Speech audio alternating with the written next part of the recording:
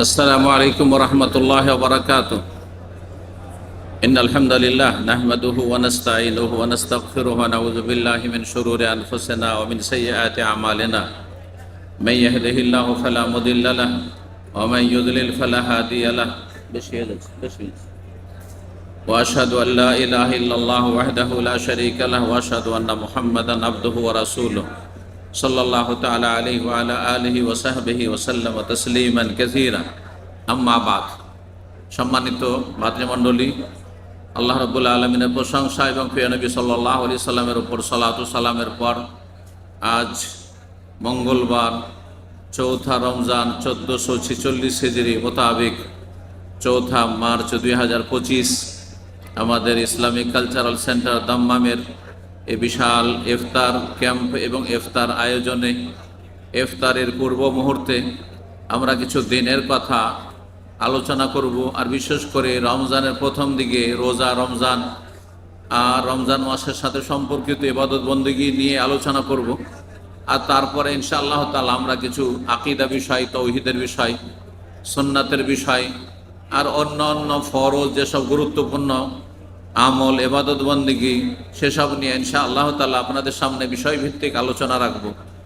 আজকে আমরা আলোচনা করব রোজার ফজিলত সম্পর্কে। রোজা আর ফজিলত সম্পর্কে, রমজানের ফজিলত সম্পর্কে বেশ কিছু কথা আমরা আলোচনা করেছি, কিন্তু রোজা সিয়ামের ফজিলত সম্পর্কে আমরা দু একটি হাদিস শোনাবো। আর তারপরে সময় থাকলে অন্যান্য বিষয় আমরা তার সাথে পেশ করার চেষ্টা করব। আল্লাহ রাব্বুল আলামিন যেন আমাদেরকে এই রোজা রমজানের গুরুত্ব বুঝার তৌফিক দান করেন এবং ফরজ রোজা সুন্দরভাবে পুরোপুরি রাখার তৌফিক দান করেন, ঈমানের সাথে, শারীরিক সুস্থতার সাথে এবং সার্বিক শান্তির সাথে আল্লাহ রাব্বুল আলামিন ইবাদত বন্দেগীগুলি করার তৌফিক দান করেন। সিয়ামের সাথে আল্লাহ কিয়াম তারাবি সুন্দরভাবে আদায় করার তৌফিক দান করেন। রমজান মাস হচ্ছে কোরআনে কারীমের মাস, কোরআনে কারীমের তেলাওয়াতের বেশি বেশি তৌফিক দান করেন। যারা কোরআনে কারীম পড়তে জানেন না তাদেরকে কোরআন শেখার তৌফিক দান করেন। কোরআন যারা পড়তে পারেন কিন্তু অর্থ বোঝেন না তাদেরকে আল্লাহ অর্থ বোঝার তৌফিক দান করেন। কারণ কোরআনের অর্থ না বুঝলে আল্লাহ আপনাকে আমাকে কি সম্বোধন করেছেন, কি হুকুম করেছেন, কি বারণ করেছেন, কি করে জানবেন আপনি? শুধু পরের মাধ্যমে, পরের জিভা দিয়ে তো স্বাদ চাখা হয়নি। খাওয়া দাওয়ার ক্ষেত্রে পরের জিভাতে স্বাদে ও যদি বলে যে ঝাল তো ঝাল আপনার কাছে, ও যদি বলে যে না লবণ কম তো কম, লবণ বেশি তো বেশি, এটা তো দুনিয়ার ক্ষেত্রে করেন না। কিন্তু ধর্মের ক্ষেত্রে, ঈমান ইসলামের ক্ষেত্রে, আখিরাতের ক্ষেত্রে, জাহান্নাম জান্নাতের বিষয়, যেখানে জাহান্নাম থেকে বাঁচতে হবে, জান্নাতে যেতে হবে, এই বিষয়ের ক্ষেত্রে সব পরের স্বাদের ওপর আপনি নির্ভরশীল। হুজুররা কোরআন আমাদেরকে শিখান, কোরআনের কথা বলেন, কোরআনের আলোচনা করেন, ওই তাফসীর করেন, দ্বীনের কথা বলেন। আপনাকে নিজে বুঝতে হবে না, আপনার নিজে বুঝা ফরজ কাজ, এটাকে গরজ করতে হবে। দুনিয়ার গরজে ভাঙা আরবি শিখে গেছেন, সৌদি আরবে সে মালিককে বুঝাইতে হবে, আর ফোরম্যান সুপারভাইজারের কথা বুঝতে হবে, বুঝাইতে হবে, আর কাজ নিতে হবে, কাজ দিতে হবে, আর পয়সা বেতন নিতে হবে। যার ফলে ভাঙ্গা আরবি দিয়ে বুঝিয়েও নিচ্ছেন, বুঝাও নিচ্ছেন, যে আরবিতে কোনো অস্তিত্ব নেই। হ্যাঁ, গ্রামারের উর্দে কোনো গ্রামার লাগে না, কিচ্ছু লাগে না, শুধু শব্দ বাস, ফি মাফি করে নিজেও বুঝে যাচ্ছেন আর অন্যকে বুঝিয়ে দিচ্ছেন। কারণ এটা দুনিয়ার স্বার্থ, দুনিয়ার গরজ। আখিরাতের স্বার্থে কি করছেন আপনি? পরকালের স্বার্থে কি করছেন আপনি? জান্নাত যাওয়ার জন্য আপনার কি কর্মসূচি আছে? কিছু আছে? জাহান্নাম থেকে বাঁচার জন্য কিছু কার্যক্রম আছে আপনার? কোনো আপনার প্ল্যানিং আছে? কিছুই নেই আপনার জীবনে, ব্যাস দেখা দেখি। এভাবে চলবে না। আল্লাহ রাব্বুল যেন সঠিক বুঝ দান করেন এবং প্র্যাকটিসিং মুসলিম হওয়ার তৌফিক দান করেন। প্র্যাকটিসিং মুসলিম আজকালকার ভাষায়, তার মানে আপনি এলেম শিখবেন, আর যা শিখবেন সেই অনুযায়ী আমল করবেন, সে অনুযায়ী আকীদায় যদি ভুল ভ্রান্তি থাকে পরিবর্তন করবেন, আর আপনি অগ্রগামী হবেন এবং ফরজ ওয়াজিবের সাথে সুন্নত নফল আদায় করবেন এবং সমস্ত রকমের সন্দেহ, হারামের যেখানে সংশয় সন্দেহ রয়েছে সেখান থেকে আপনি দূরে থাকবেন। তো রমজান মাসের সিয়ামের ফজিলত সম্পর্কে, অন্য রোজা নফল সুন্নত রোজা, অন্য মাসের রোজা আর রমজানের রোজা, রমজানের রোজার ফজিলত অন্য রোজার চাইতে অনেক গুণে বেশি, অনেক গুণে বেশি। যেমন সুন্নত নামাজের চাইতে ফরজ নামাজের অনেক গুণে ফজিলত বেশি, এইরকমই ফরজ জাকাতের ফজিলত দান সাদকার চাইতে অনেক গুণে বেশি। যে কোনো ফরজ ইবাদত বন্দেগীর গুরুত্ব সবচাইতে বেশি, ফজিলতও বেশি। হাদিসে কুদসি আল্লাহ রাব্বুল আলামিনের বাণী রয়েছে হাদিসে, যা রাসূলুল্লাহ সাল্লাল্লাহু আলাইহি ওয়াসাল্লাম বর্ণনা করেছেন। তা দিয়ে শুরু করি। আবু হুরায়রা রাদিয়াল্লাহু তাআলা আনহু বলছেন, কালা রাসূলুল্লাহ সাল্লাল্লাহু আলাইহি ওয়াসাল্লাম, রাসূলুল্লাহ বলেন, কালা আল্লাহু আযজা ওয়া জাল, মহান আল্লাহ ইরশাদ করেন, কুল্লু আমালে ইবনে আদম লাহু, আদম সন্তানের সমস্ত আমল তার জন্য। তার জন্য মানে তাতে কিছু একটা অংশ আছে, হ্যাঁ, তাতে কিছুটা তার ভাগ আছে, তাতে দুনিয়াদারি এসে যাওয়ার সম্ভাবনা রয়েছে। লোক দেখানো, লোককে শোনানোর দিকগুলি সেখানে ফুটে উঠে, হতে পারে অধিকাংশ লোক তাতে আংশিকভাবে ও পুরোপুরিভাবে লিপ্ত হয়ে যায়, যার ফলে আমলকে নষ্ট করে ফেলে বা আমলের নেকিকে কমিয়ে ফেলে লোক দেখানো যখন কিছু নিয়ত হয়ে যায়। ইল্লা সিয়াম, তবে সিয়াম রোজা একেবারে ব্যতিক্রম। রোজা মানুষকে দেখানো যায় না। আল্লাহ বলছেন স্বয়ং যে সমস্ত আমলে বান্দার একটা অংশ আছে। নামাজ পড়েন, আপনাকে কেউ না কেউ দেখছে, অবশ্যই দেখবে।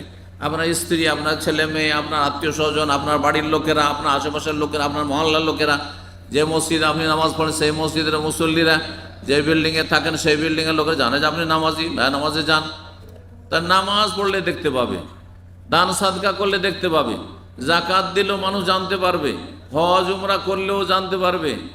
কিন্তু রোজা জানাবার বিষয় নাই। এই জন্য রোজা একমাত্র তার দ্বারাই সম্ভব, আর সেই রাখে যেই ব্যক্তির অন্তরে আল্লাহর ভয় আছে, লাআল্লাকুম তাত্তাকুন, অন্তরে ভয় আছে। না হইলে দুনিয়াকে, হ্যাঁ, আমি বুঝিয়ে দিলাম যে আমি সারাদিন আপনাদের সামনে খাইনি, দাইনি, পানাহার করিনি, মানে আপনাদের মতো আমিও রোজা আছি। কিন্তু এইদিকে গোপনে, নির্জনে, ঘরের ভিতরে হোক আর বাথরুমে হোক আর পানিতে ডুব দিয়ে হোক না কেন, যে কোনো জায়গায় আপনি পানি খেয়ে নিন, দুনিয়ার কেউ জানতে পারবেন আল্লাহ ছাড়া। আল্লাহ ছাড়া কারো ক্ষমতা নেই রোজা সম্পর্কে জানার। আপনার রোজা আছেন না আছেন কারো ক্ষমতা নেই জানার। আমি রোজা আছি না আছি আল্লাহ ছাড়া কেউ জানেন না। আল্লাহ রাব্বুল আলামিন স্বয়ং এই কথা বলছেন হাদিসে কুদসি। সুতরাং যখন রোজা একমাত্র আল্লাহর জন্যই রাখা হয়, ফাইন্নাহু লি ওয়া আনা আজজি বিহি, সেটা আমার উদ্দেশ্যেই রাখা হয়, ইখলাসের সাথে, নিষ্ঠার সাথে। সুতরাং আমি স্বয়ং তার বদলা দেব, প্রতিদান দেব। আল্লাহ নিজ হাতে রোজার নেকি সওয়াব পুরস্কার দেবেন। এ হচ্ছে রাসূলুল্লাহ সাল্লাল্লাহু আলাইহি ওয়াসাল্লাম হাদিস, যা আল্লাহ রাব্বুল আলামিন থেকে তিনি বর্ণনা করেছেন, মহান আল্লাহর বাণী। অন্য আরেকটা অংশ রয়েছে যে প্রত্যেক আমলের নেকি ফেরেশতাকে লিখার জন্য বলা হয়েছে। এক নেকি কি হয়, এলা আশারাত আমসালিহা, 10 গুণ হয়ে যায়। কত হয়? একটা নেকি করলে 10 হয়। 1 টাকা সাদকা করলে, 1 টাকা জাকাত দিলে, একটা হজ করলে 10 গুণ হয়, একটা উমরা করলে 10 গুণ হয় কমপক্ষে। এলা সাবে মেয়াতে দেফিন, সেটা বাড়তে বাড়তে কারো জন্য 100 হইলো, 200 হইলো, 300, 400, 500, 600। এলা সাবে ম্যাক্সিমাম সেটা সর্ব ঊর্ধ্বে 700 পর্যন্ত হয়ে যায়। তাহলে একটা নেকি, 1 রাকাতের নামাজের নেকি 700 পর্যন্ত পৌঁছিতে পারে। নবী সাল্লাল্লাহু আলাইহি ওয়াসাল্লাম এই হাদিস, এবং হাদিসে কুদসি আল্লাহ বলছেন, ইল্লা সিয়াম, তবে রোজা, ফাইন্নাহু লি ওয়া আনা আজজি বিহি, আল্লাহ বলছেন যে রোজা একমাত্র আমার সন্তুষ্টির জন্য, আমার ভয়ে, আমার কাছে কিছু পাওয়ার জন্য, মহাপুরস্কার নেওয়ার জন্য, জান্নাত যাওয়ার জন্য, জাহান্নাম থেকে বাঁচার জন্য রোজা রাখি। সুতরাং আমি তার বদলা দেব। এ হচ্ছে রাসূলুল্লাহ সাল্লাল্লাহু আলাইহি ওয়াসাল্লামের হাদিস। আল্লাহ বলছেন এই হাদিস কুদসিতে, ইয়াদা ও শাহওয়াতাহু ওয়া তুআমুহু মিন আজালি, একজন রোজাদার ব্যক্তি তার কাম বাসনা, তার যৌনাচার, স্ত্রীর সাথেই আছে, একই সাথে থাকছে, কিন্তু সেই ব্যক্তি সারাদিন যৌনাচার থেকে বিরত থাকছে, ওয়াতামাহু ওয়া শারাবাহু, পানাহার থেকে বিরত থাকছে। কার জন্য? মিন আজারি, আল্লাহ বলছেন শুধু আমার জন্য, কারো জন্য নাই, আমার জন্য। না নির্জনে স্বামী স্ত্রী কি করছেন কে জানবে? ছেলে মেয়েও জানতে পারবে না, এমনি ঘরে আছে। কিন্তু আপনি যৌনাচার করছেন না, যা হারাম, যাতে রোজা ভঙ্গ হবে, কাবিরা গুনাহ করবেন, আপনি দুনিয়া আখেরা ধ্বংস করবেন। পানাহার করছেন না, এক ঢোক পানি পান করছেন না, ভিতর শুকিয়ে আসছে, তারপরও চাইছেন যে রোজাটা কমপ্লিট করে নি, আমি পারবো, আমি মরবো না। সুবহানাল্লাহ। এইভাবে অনেকেই কষ্ট করে রোজা রাখছে। যারা ভুক্তভোগী নয় আমরা বুঝতে পারবো না, কারণ ঠান্ডায় থাকছি, ঠান্ডা মৌসুমে থাকছি, ঠান্ডা জায়গায় থাকছি, কিন্তু যারা রোদরে সারাদিন কাজ করছে, মেহনতের কাজ করছে, তাদের অবস্থা দেখেন যে তারা অনেকেই এত তাদের ঈমান মজবুত যে ইচ্ছা করলে রোজা ছেড়ে দিতে পারে, আল্লাহ ছাড়া কেউ তাদের ধরতে পারবে না। তারপরও কষ্ট করে একেবারে কঠিন অবস্থা হয়ে যাচ্ছে, তারপর রোজা ছাড়ছে না। এরকম দু একজন ভাই আমার সামনে এসে বলছেন যে সাহেব, আজকে ভিতরটা এমনভাবে শুকিয়ে আসছে যে সবই মনে হচ্ছে শুকিয়ে গেছে, একেবারে শেষ অবস্থা, তারপরেও রোজা ছাড়ছেন না। কার জন্য? আল্লাহর জন্য। সুতরাং স্বয়ং আল্লাহ তার বদলা দেবেন।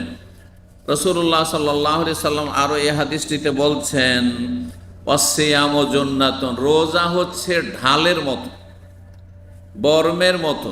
ঢাল কি করে?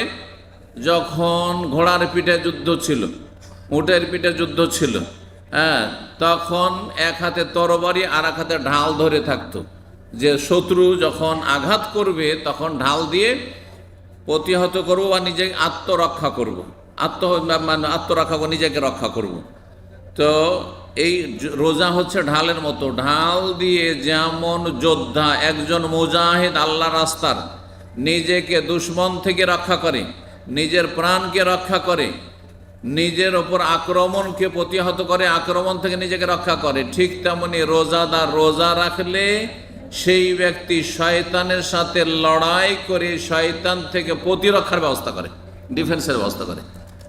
শয়তান তাকে বিভ্রান্ত করতে পারবে না যদি সত্যিকার ইখলাসের সাথে রোজা রাখে। আর একটি অর্থ হচ্ছে যে রোজা ঢালের মতো, সুতরাং যেমন ঢাল যেমন যোদ্ধাকে রক্ষা করে, তেমনি রোজা মানুষকে গোনা থেকে বাঁচার জন্য প্রশিক্ষণ দিয়ে থাকে।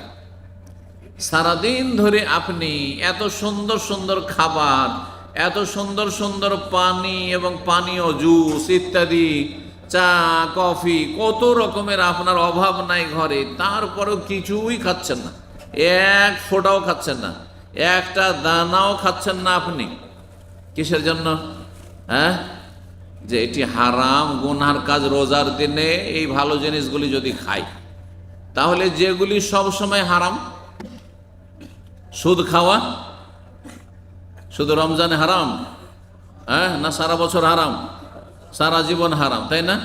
ঘুষ খাওয়া সবসময় হারাম, পরে টাকা পয়সা বেইমানি করা, ধার নিয়ে উধাও হয়ে যাওয়া, না দেওয়া, সব সময় হারাম। বেইমানি করা, কারো জমি জায়গা দখল করে নেওয়া, কাউকে মারধর করা, কাউকে খুন করা, কারো হক নষ্ট করা, কারো মান ইজ্জত নষ্ট করা, ইত্যাদি ইত্যাদি, যত আল্লাহ এবং রসুলের নাফরমানি এবং যেগুলি পাপ, এমনকি সামাজিকভাবে যেগুলি পাপ বলে স্বীকৃত, সামাজিকভাবে যেগুলো ক্রাইম বলে, অপরাধ বলে স্বীকৃত, সেগুলোর জন্য তো শরীয়ত লাগে না, কারণ কমন সেন্সে বুঝছেন যে এগুলো মানুষের কাজ না, সমাজ বিরোধী কাজ।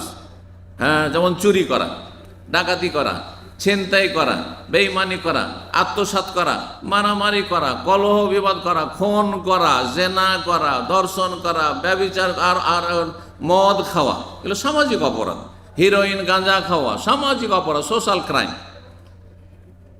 এগুলি অমুসলিমও জানছে যে এগুলি হচ্ছে ক্রাইম, আর এরা হচ্ছে ক্রিমিনাল। কিন্তু ইসলামে শুধু এগুলি ক্রাইম নয়, এছাড়াও ইসলাম যেহেতু জীবনের প্রতিটি দিককে সামিল, ইসলাম হচ্ছে পূর্ণাঙ্গ জীবন বিধান, সুতরাং ইসলামে আকীদা নষ্ট করলে সবচাইতে বড় ক্রিমিনাল। যেই ব্যক্তি শিরিক করে সেই ব্যক্তি সবচাইতে বড় অপরাধী। যেই ব্যক্তি দুর্গা দরগাকে সেজদা করে, মাজারে সেজদা করে, মূর্তিকে সেজদা করে, গাছকে সেজদা করে, পাথরকে সেজদা করে, অথবা আল্লাহ ছাড়া অন্যের কাছে সাহায্য চায়, জিনের কাছে সাহায্য চায়, আর গণকের কাছে সাহায্য চায়, ভবিষ্যৎ জানতে চায়, সেই ব্যক্তি সবচেয়ে বড় অপরাধী। সবচেয়ে বড় অপরাধী যে আকীদা নষ্ট করে, সে সবচেয়ে বড় অপরাধী। যে ব্যক্তি জানে না যে আল্লাহ কোথায়, যে বলে আল্লাহ সর্বত্র বিরাজমান, হ্যাঁ, কলবে কলবে আল্লাহ, কলবুল মোমেন আরশুর রহমান, মোমেনের কলবে আল্লাহর কত আল্লাহ আছে যে আপনার কলবে, আমার কলবে, সবার কলবে, হ্যাঁ, আর সব কিছুতে বিরাজমান, কুকুর শ্রীকাল সব কিছুতে আল্লাহ বিরাজমান, সর্বত্র বিরাজমান, সব কিছুতে বিরাজমান। আউযু বিল্লাহ। তাহলে এই ব্যক্তি আকীদার মূর্খ, যে আকীদার মৌলিক বিষয়টি জানে না, ইসলামের মৌলিক বিষয় জানে না, যার ধারণা আল্লাহ সর্বত্র বিরাজমান মানে হিন্দুদের ধর্ম। কারণ হিন্দুরা সব কিছুরই পূজা করে, কারণ তাদের ব্রহ্মা তাদের ধারণায় সব কিছুতে। সুতরাং পাথর পূজা করলেও ব্রহ্মার পূজা হয়, আর গাছের পূজা করলেও ব্রহ্মার পূজা হয়, আর আপনার ওই লিঙ্গ পূজা করলেও ব্রহ্মার পূজা হয়, আর ও গাভী গরুর পূজা করলেও ব্রহ্মার পূজা করা হয়। সুতরাং সব কিছুর পূজা করে, সব কিছু তাদের কাছে পূজনীয়। বাপও তাদের কাছে পূজনীয়, মাও তাদের কাছে পূজনীয়, আমাদের কাছে পূজনীয় না। হ্যাঁ, তাদের আনুগত্য করা ফরজ, কিন্তু তারা তাদের এবাদত চলবে না। একমাত্র এবাদত কার জন্য? আল্লাহর। যে এই কথা জানলো না, যে আল্লাহ কোথায় জানলো না, আল্লাহ রাব্বুল আলামিন সম্পর্কে সঠিক ধারণা রাখলো না, সে সবচেয়ে বড় অপরাধী। যে রসুল সম্পর্কে সহি কথা জানলো না, রসুল সম্পর্কে ভ্রান্ত কথা জানে, সে সবচেয়ে বড় অপরাধী। কিন্তু সেটি সামাজিক অপরাধ নয়, কারণ অমুসলিমদের কাছে তো ইসলামের কোনো জ্ঞান নেই, আল্লাহর বিধানের কোনো জ্ঞান নেই, আসমানি সিলেবাসের কোনো জ্ঞান নেই, যার ফলে সেগুলিকে সামাজিক অপরাধ বলেনি তারা। না হলে এগুলি সবচেয়ে বড় অপরাধ। যেই ব্যক্তি রসুলের হক নষ্ট করলো, সে আমার হক যে নষ্ট করে তার চেয়ে বড় অপরাধী। হ্যাঁ, সে তার চেয়ে বড় অপরাধী। কারণ রাসূলুল্লাহ সাল্লাল্লাহু আলাইহি ওয়াসাল্লাম বিশ্বের সমস্ত মানুষের জন্য হিতাকাঙ্ক্ষী। আপনার আমার বাবা মায়ের চাইতেও বেশি আমার জন্য, আপনার জন্য হিতাকাঙ্ক্ষী, রাহমাতুল লিল আলামিন। তিনি রহমত। আপনার বাবা মা, আমার বাবা মা রহমত, এ কথার সার্টিফিকেট আল্লাহ দেননি, কিন্তু রাসূলুল্লাহ বিশ্বজাহানের জন্য রহমত, এই সার্টিফিকেট আল্লাহ দিয়েছেন। ওমা আরসালনাকা ইল্লা রাহমাতাল লিল আলামিন। সুতরাং আল্লাহর পরে সবচেয়ে বড় হক কার? রাসূলুল্লাহ সাল্লাল্লাহু আলাইহি সাল্লামের হক। সুতরাং যারা রসুলের হক নষ্ট করলো তারা সবচেয়ে বড় অপরাধী। 2 নম্বরে আল্লাহর হক নষ্ট করার পরে বাপ মায়ের হক নষ্ট করলো, অপরাধী। আর তারপরে নামাজ পড়লো না, সে অপরাধী। জি, কাবিরা গুনাহ করলো, সে বড় অপরাধী। কিন্তু সমাজে বেনামাজি কোনো অপরাধী নয়। সুতরাং বেনামাজিকে মেয়ে তুলে দিয়ে দিচ্ছেন, বেনামাজির সাথে বোনের বিয়ে দিয়ে দিচ্ছেন, আর বেনামাজির সাথে আপনার আন্তরিকতা, অন্তরের বন্ধু, অন্তরঙ্গ বন্ধু আপনার হয়ে যাচ্ছে, যেগুলি হারাম। একজন খুনি, একজন জেনাকারী, একজন আপনার গাঁজাখোর, একজন হিরোইনখোর, একজন সুদখোর, ঘুষখোর যেমন অপরাধী, তার চাইতে কম অপরাধী নয় একজন বেনামাজি, একজন বেরোজাদার। এগুলো আমাদেরকে অবশ্যই জানতে হবে, যাতে করে আমরা জানি যে কারা অপরাধী। সীমিত 2-4টা কাজ করলে অপরাধী হয়ে যায়, আর বাকি হাজার হাজার গুনায় লিপ্ত রয়েছে, আর তাদেরকে আপনার ভালো মানুষ মনে করছেন, আর তারা মনে করছেন যে দেশের তারা কল্যাণ করবে, তারা নেতৃত্ব আসলে, তারা ক্ষমতা আসলে তারা আমাদের হিতাকাঙ্ক্ষী হবে, এরা আমাদের ভবিষ্যৎ না। কোনোদিন এরা ভবিষ্যৎ নাই। যারা আল্লাহর হক নষ্ট করেছে, রসুলের হক নষ্ট করেছে, যারা ইসলাম সম্পর্কে কোনো জ্ঞান রাখে না, যারা মনে করে ইসলাম মানে মৌলবাদ, আর ইসলামপন্থী মানে মৌলবাদী, ইসলাম চর্চা করলে মৌলবাদী হয়ে যায়, আর যদি ইসলামের দণ্ডবিধান সেগুলি তাদের কাছে মধ্যযুগীয় আপনার কি বলা হচ্ছে, শাস্তি বলা হয়, আর এরা আসলে ইসলামের কিছুই জানে না। এদেরকে নেতৃত্ব পাঠিয়ে, এদেরকে ওপরে পাঠিয়ে কি আশা করতে পারেন দেশের জন্য, জাতির জন্য, আর আপনার জন্য, আমার জন্য? কারোর জন্য কল্যাণ নেই এদের মধ্যে। আল্লাহ তাদের অনিষ্ট থেকে আল্লাহ মুসলিম সমাজকে রক্ষা করুন, মুসলিম দেশকে রক্ষা করুন, এবং ভালো মানুষদেরকে আল্লাহ রাব্বুল সব সময় যেন শক্তিশালী করেন, এবং ভালো মানুষ দিয়ে আল্লাহ যেন দিনের খেদমত নেন। অসৎ লোকদেরকে আল্লাহ সৎ জীবনযাপনের মন মানসিকতা দান করেন, হেদায়েত নসিব করেন, তাদের কল্যাণ দান করেন, তাদের অনিষ্ট থেকে আল্লাহ রক্ষা করেন। বলছিলাম রমজান মাস সম্পর্কে। রমজান মাসের রোজা হচ্ছে ঢাল স্বরূপ, মানুষকে গুনাহ থেকে বাঁচাবে। যখন রোজা রাখবেন তখন ট্রেনিং হয়ে যাবে যে সবগুলি গুনাহ থেকে কেমন করে বাঁচবো। রোজার দিনে যেমন সারাদিন কিছু খেলাম না, পান করলাম না, যৌনাচার করলাম না, আর অশ্লীল কথা বললাম না, নোংরা ছবি দেখলাম না, আরে রোজা খারাপ হয়ে যাবে সেই জন্য আমি নোংরা ছবি দেখি না, না হলে আপনার ফিল্ম দেখা হয়তো অভ্যাস আছে, এই এই এই আমি তোর সাথে ঝগড়া করবো না, ঝামেলা বাঁধাবো না, কারণ আমি রোজা আছি। এই ট্রেনিংটা সারা বছর রাখতে হবে। সমস্ত গুনাহ থেকে বাঁচার মতো আপনার মধ্যে ক্ষমতা, এনার্জি তৈরি করতে হবে, ইমানি এনার্জি। আল্লাহ যেন তৌফিক দান করেন। বলছেন রাসূলুল্লাহ সাল্লাল্লাহু আলাইহি ওয়াসাল্লাম, ফাইজা কানা ইয়াউমু সাওমি আহাদিকুম, সুতরাং তোমাদের রোজার দিন যখন হবে, এই যে রোজার দিনে আছেন, কি করতে হবে? ফালা ইয়ারফুস, যৌনাচার করিও না বা যৌন সম্পর্কীয় আলাপ আলোচনা করিও না। বেগানা মহিলার সাথে মোটেই না, একেবারে না। সুতরাং যারা কোনো বেগানা মহিলার সাথে আপনি বিবাহ বন্ধন ছাড়া তাদের সাথে আপনি প্রেম আলাপ করছেন, টেলিফোন করছেন, আমোদ ফুর্তি করছেন, টাইম পাস করছেন, এইসব করছেন, তারা নোংরা চরিত্রের মানুষ।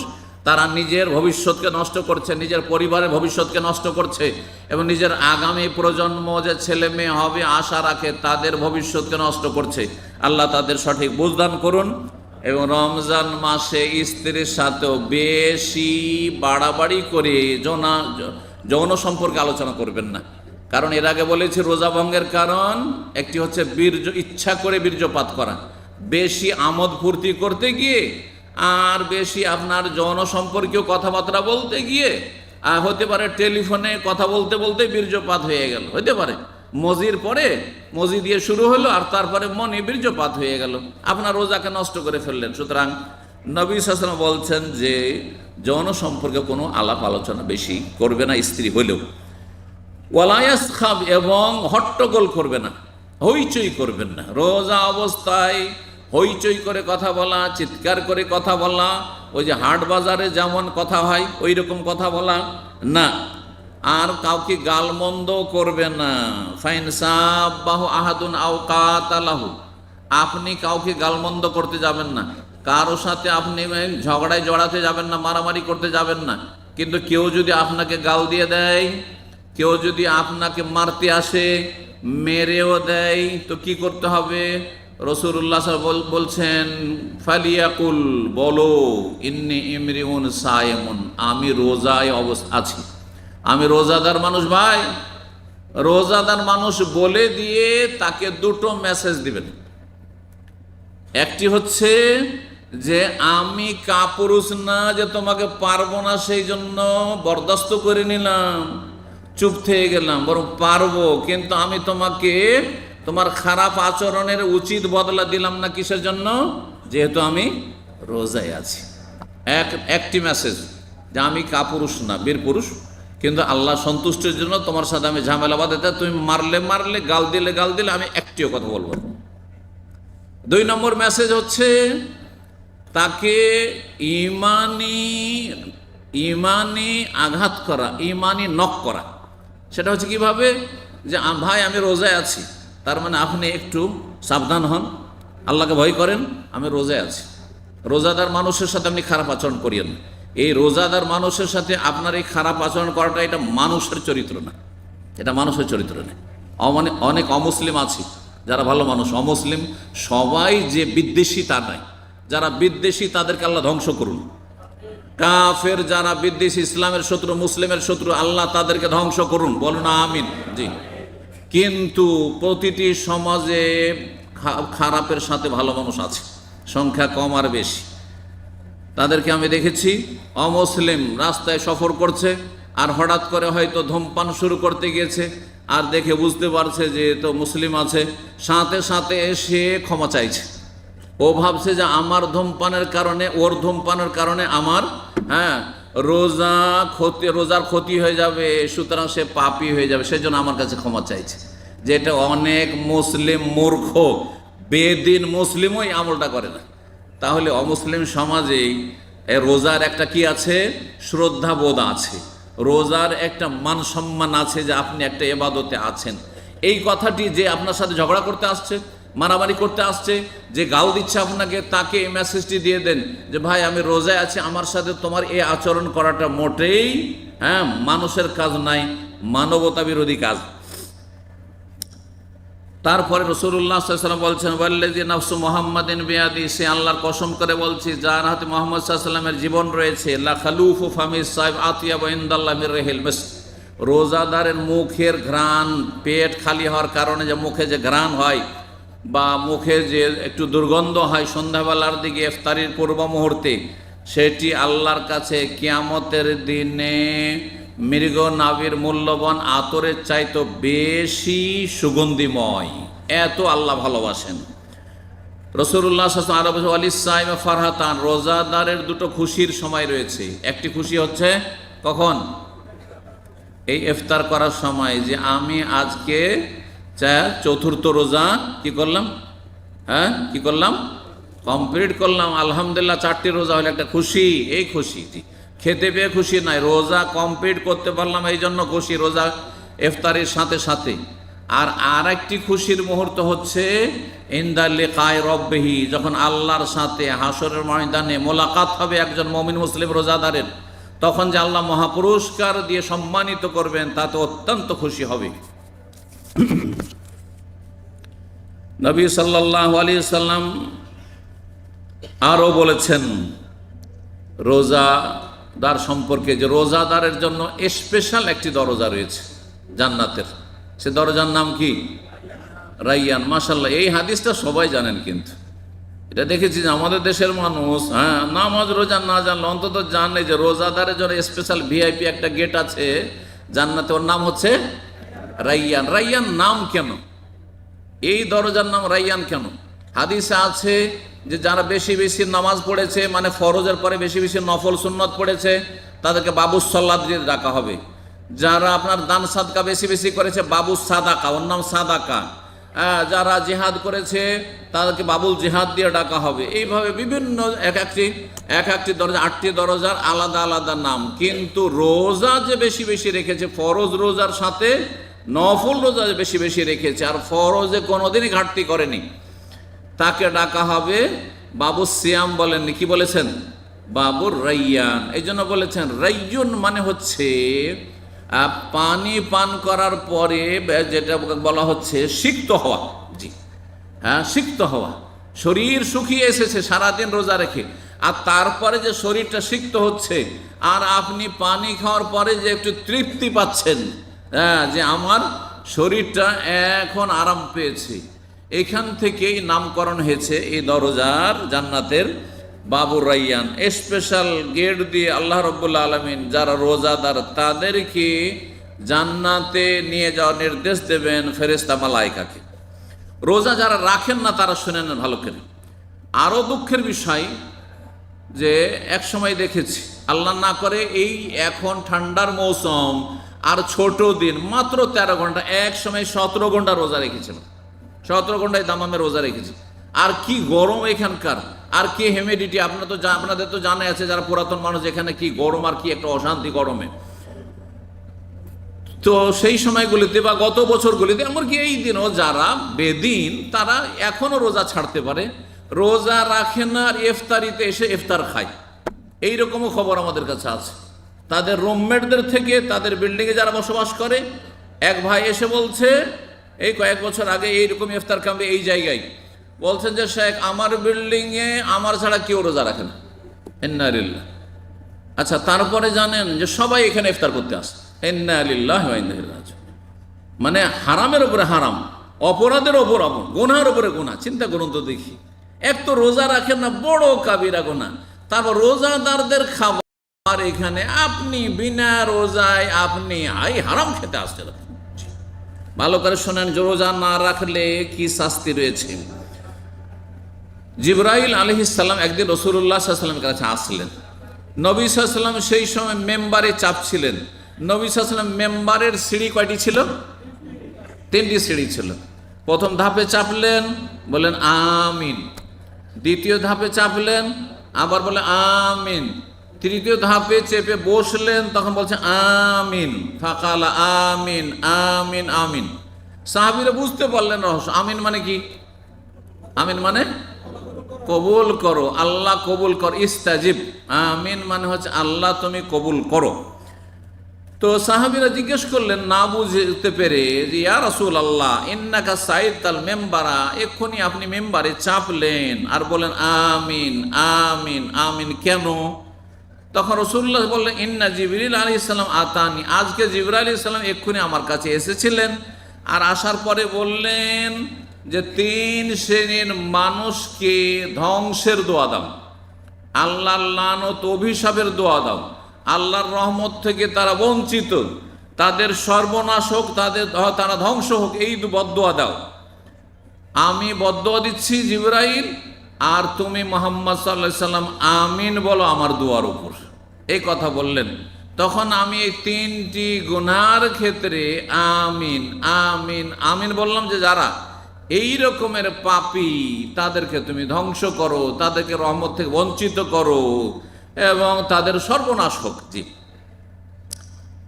বললেন মান আদরাকা শাহরা রমজান, তার মধ্যে একজন অপরাধী, এক শ্রেণীর অপরাধী, যেই ব্যক্তি রমজান মাস পেল, ফালা ইউগফার লাহু, রমজান মাস এলো আর 1-2 করে গোটা রমজান মাস শেষ হয়ে চলে গেল, কিন্তু তার গোনা মাফ হলো না। গত বছরের গোনা, তার আগের বছরগুলির গোনা, সব গোনার বোঝা থেকেই গেল, গোনার ক্ষমা নিতে পারল না। ফাদাখালান নারা, সুতরাং সেই ব্যক্তি জাহান্নামে যাক। ফাআবাদাহুল্লাহ, আল্লাহ তাকে তার রহমত থেকে দূর করে দিক। কুল আমিন, জিবরাইল বললেন হে নবী তুমি আমিন বলো। ফাকুল তো আমিন, নবী সাল্লাল্লাহু আলাইহি ওয়াসাল্লাম বললেন যে আমি তখন আমিন বললাম। শুনলেন বদদোয়াটি? যারা রোজা রাখে না এ রমজানের দিনে, অথচ এমন রোগী নয় যে রোজা রাখলে তার রোগ বেড়ে যাবে। শুনে রাখেন, কখন আপনার জন্য ছাড় আছে, রোজা রাখলে রোগ বেশি বেড়ে যাবে, সুগার লেভেল কমে গিয়ে মরে যাওয়ার ভয় আছে, এমন যদি হয়, অথবা যে কোনো অন্য কোনো রোগ আছে যাতে মরে যাওয়ার ভয় আছে, প্রাণনাশের ভয়, অথবা রোগ বৃদ্ধি হওয়ার ভয় রয়েছে, তাহলে রোজা ছাড়তে পারবেন।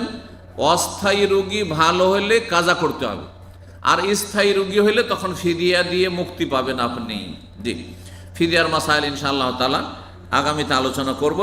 এক রোজার বদল একজন মিসকিনের খাবার দেবেন, সেটা পাক করে দেন, অথবা সহজ কথায় 1.5 কিলো করে চাউল, আধা সা 1.5 কিলো করে চাউল বা গম খাবার দিয়ে দেন। তার সাথে আরও কিছু যদি দেন আপনি, তরি তরকারির জন্য আমাদের দেশের মানুষরা যেহেতু ভাত খাওয়া অভ্যস্ত, তো সেটা আরও ভালো, বেশি দিলে কোনো দোষ নেই, কিন্তু সর্বনিম্ন 1.5 কেজি করে চাউল দিতে হবে। তাহলে 1 মাসের রোজা, যারা অত্যন্ত বেশি বৃদ্ধ হয়ে গেছেন, বার্ধক্যের কারণে রোজা রাখতে পারছেন না, অথবা অসুস্থতার কারণ, স্থায়ী অসুস্থতার কারণ রোজা রাখতে আর পারছেন না, আর ভালো হবেন না, ডাক্তার বলছে ভালো হবে না, আর গত রমজানও পারেননি, এইরকম যদি পরিস্থিতি হয় তাহলে কি করতে হবে? 30 রোজায় 30 ডেড়ে কত দিতে হবে? 45 কেজি চাউল একজন গরিবকে দিতে পারেন, আবার কয়েকজন গরিবকে দিতে পারেন, 30 জনকে দিতে পারেন। জি, আবার খাওয়াতেও পারেন। কিন্তু আমাদের সেটা ভুল ধারণা আছে, মনে করে যে রোজা রাখাচ্ছি বদলি রোজা, না না, বদলি রোজা হয় না, এই বদলি হজের মতো বদলি রোজা হয়নি। এই ভাষাটি ভুল এবং কথাটিও ভুল, তথ্য ভুল। বদলি রোজা বলে কিছু নেই, ফিদিয়া মানে আপনি মুক্তি লাভ করছেন মিসকিনের খাবার দিয়ে।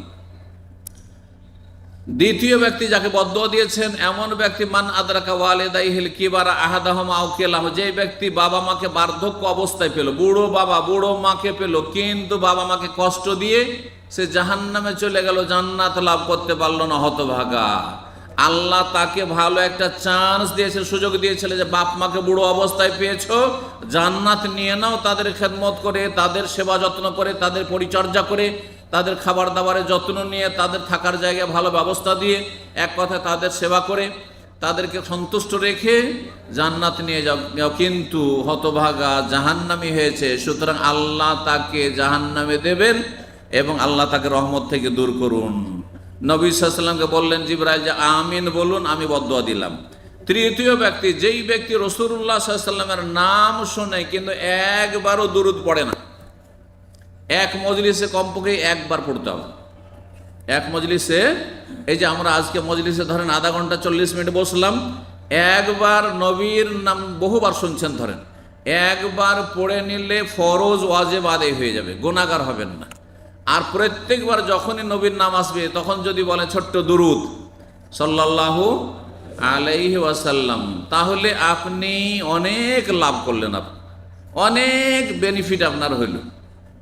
একবার নবীর জন্য দোয়া করলেন, দরুদ হচ্ছে নবীর জন্য দোয়া, আর কত গুণ পেলেন? 10 বার আল্লাহর রহমত নাজিল হবে, 10 গুণ আল্লাহর পক্ষ থেকে আপনি বেশি পাবেন। নবী সাল্লাল্লাহু আলাইহি ওয়াসাল্লামের হাদিস, মান সাল্লা আলাইয়া সালাতান ওয়াহিদা, যে ব্যক্তি আমার উপরে একবার দরুদ পাঠ করবে, সাল্লাল্লাহু আলাইহি বিহা আশার, আল্লাহ তার উপর 10 গুণ রহমত বর্ষণ করবেন, বা 10 বার করে রহমত বর্ষণ করবেন। তাহলে 100 বার যদি দরুদ পাঠ করেন নবীর ওপর, তাহলে কত হয়ে যাবে? 110-এ 1000 হয়ে যাবে।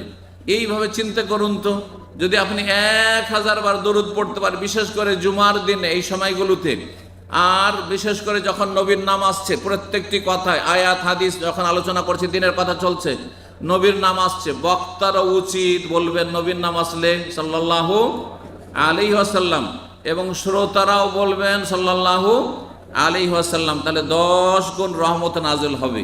যারা একবারও দরুদ পাঠ করেন না, যেমন আমাদের দেশে যারা সেকুলার, আমাদের দেশে যারা বেদিন, আমাদের দেশে যারা নাস্তিক, আমাদের দেশে যারা এই মিডিয়ায় যারা বামপন্থী ইসলামের শত্রু, এরা দেখেন মোহাম্মদ বলেছেন, মোহাম্মদ বলেছেন, হ্যাঁ নবী বলেছেন, এই ধরনের কথাবার্তা বলে, একবারও তাদের মুখে কোনো দরুদ নেই। তারপরে আমাদের দেশের বেদাতি বক্তাদের লক্ষণ, বেদাতি বক্তারা ওই রকমই, এরা নবীর নাম আসে, কিন্তু নবীজি বলেছেন, হুজুরে পাক বলেছেন, হ্যাঁ, কিন্তু সাল্লাল্লাহু আলাইহি ওয়াসাল্লাম বলেন না। এরা হতভাগা বক্তা। আল্লাহ রাব্বুল আলামিন তাদেরকে সংশোধনের তৌফিক দান করেন, এবং আপনাদেরকে বেশি বেশি নবী সাল্লাল্লাহু আলাইহি ওয়াসাল্লামের হক আদায় করা তৌফিক দান করেন। নবী সাল্লাল্লাহু আলাইহি ওয়াসাল্লামের একটি গুরুত্বপূর্ণ হক হচ্ছে দরুদ পেশ করা, আল্লাহ যেন তৌফিক দান করেন। আর না হইলে যদি নবীর হক নষ্ট করা হয়, তাহলে কঠিন শাস্তির সম্মুখীন হইতে হবে। এখানে আজকের আলোচনা শেষ করছি। এই হাদিসটি যে 3 বার করে আমিন বলার হাদিসটি ইবনে খুজাইমাতে রয়েছে, ইবনে হিব্বানে রয়েছে, এবং সহিহ তারগিব আল্লামা আলবানী রাহমাতুল্লাহ হাদিসটিকে সহিহ বলেছেন। এখানে আজকের আলোচনা শেষ করি। ওয়া জাযাকুমুল্লাহু খাইরান। এখন শেষ মুহূর্তে আপনারা বেশি বেশি দোয়া করেন। এই সময়টি দোয়া কবুলের সময়। দিন দুনিয়ার সার্বিক কল্যাণ আপনি আল্লাহর কাছে চাইতে পারেন। বাপ মায়ের জন্য দোয়া করেন, স্ত্রী ছেলে মেয়ের জন্য দোয়া করেন, আত্মীয় স্বজনদের জন্য দোয়া করেন, আপনার নিজের দুনিয়া আখিরাতের জন্য দোয়া করেন, আপনার নিজের হেদায়েতের জন্য দোয়া করেন। আল্লাহ হেদায়েত করেছেন, হেদায়েতের পর যেন আজীবন টিকিয়ে রাখেন, জান্নাতের পথে রাখেন, আল্লাহ যেন তৌফিক দান করেন। ওয়া জাযাকুমুল্লাহু খাইরান। ওয়া সাল্লাল্লাহু আলা নবিয়িনা মুহাম্মদ ওয়া আলা আলিহি ওয়া সাহবিহি আজমাইন।